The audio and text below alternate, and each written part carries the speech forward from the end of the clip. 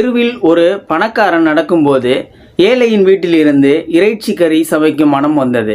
அந்த வாசனையை அவனால் கடந்து போகவே முடியவில்லை. அப்படியே நின்று விட்டான்.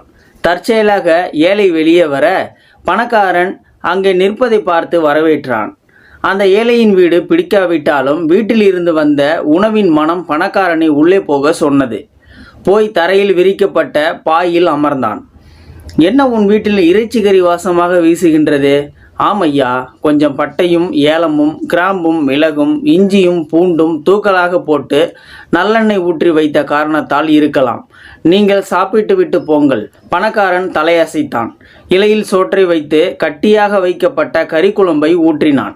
ஆசையாக பணக்காரன் ஒரு வாய் கறியை எடுத்து வாயில் வைத்தான். இது என்ன கறி? சுவை அற்புதமாக இருக்கின்றதே. ஐயா, இது முயல் கறி. முயல் கறியா? முயல் கறி உனக்கு ஏது? விலைக்கு வாங்கினாயா என்று சொல்லி ஆசையாக ரசித்து சாப்பிட்டான் பணக்காரன். ஏப்பம் விட்டு நன்றி சொல்லி வெளியே வரும்பொழுது தெருநாய் ஒன்று ஏழையின் வீட்டு வாசலில் படுத்திருந்தது. சீ, நாற்றம் பிடித்த நாயே, நீ இங்கேயும் வந்து விட்டாயா? இந்த சனியனுக்கு நான் தினமும் எச்சில் உணவை வைப்பேன். வாசலில் காவலாய் காத்து கிடக்கும் என்றான் பணக்காரன். ஐயா, நீங்கள் சாப்பிட்ட சுவையான முயல் கறியின் முயலை இந்த நாய் தான் பிடித்து வந்தது. அருகில் இருக்கும் காட்டுக்கு போய் இந்த நாய் நின்று கொண்டிருக்கும்.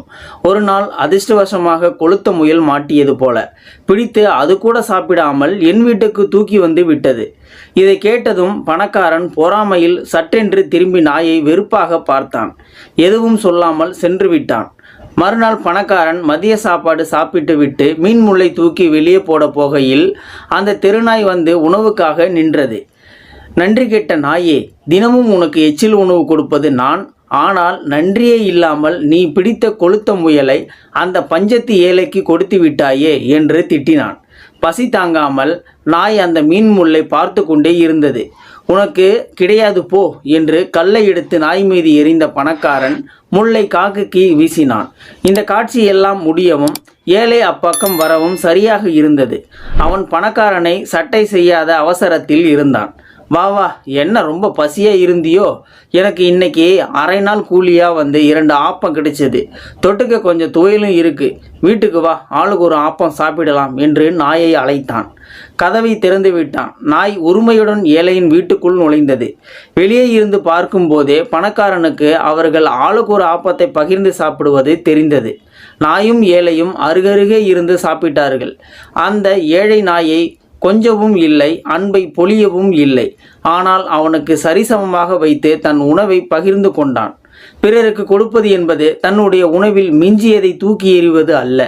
தன்னுடைய உணவை வா பகிர்ந்து சாப்பிடலாம் என்று நட்பாக கொடுப்பதுதான் என்ற உண்மையை பணக்காரன் உணர்ந்தான்.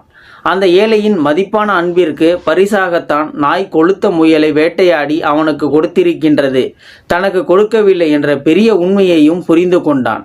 எழுத்தாளர் ஜேக் லண்டன் சுயசரிதியில் தன் பிச்சை எடுத்து உண்ணும் வாழ்க்கை பற்றி பேசும் பொழுது, என்னப்பா பணக்காரர்கள் தானம் செய்கிறீர்கள், பிறருக்கு எப்படி கொடுக்க வேண்டும் என்பதை ஏழைகளை பார்த்து தெரிந்து கொள்ளுங்கள். ஒரு நாய்க்கு எலும்பை வீசுவது அன்பு இல்லை, தனக்கு கிடைத்த எலும்பை நாயோடு பகிர்ந்து சாப்பிடுவது தான் அன்பு. இந்த வீடியோவை பார்த்துக்கிட்டு இருக்கிற நீங்கள் இந்த வீடியோ பார்த்தின கருத்துக்களை கீழே இருக்கிற கமெண்ட் செக்ஷனில் மறக்காமல் சொல்லுங்கள். வீடியோ பிடிச்சிருந்தா ஒரு லைக் பண்ணிக்கோங்க. இந்த வீடியோ முடிஞ்ச அளவுக்கு மற்றவங்களுக்கும் ஷேர் பண்ணுங்கள். அப்படி நம்ம சேனலை சப்ஸ்கிரைப் பண்ணிக்கோங்க. மறக்காமல் பெல் சிம்லையும் கிளிக் பண்ணிக்கோங்க. நன்றி, வணக்கம்.